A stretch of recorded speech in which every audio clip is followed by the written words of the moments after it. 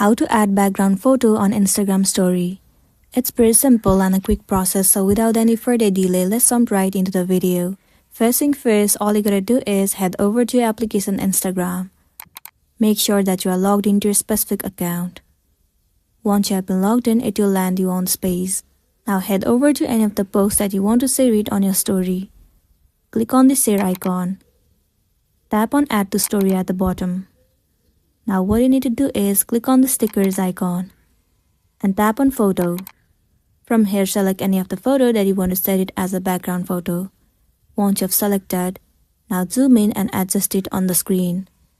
Once you have adjusted, now in order for you to reappear your post, all you gotta do is tap and hold the screen and then swipe down.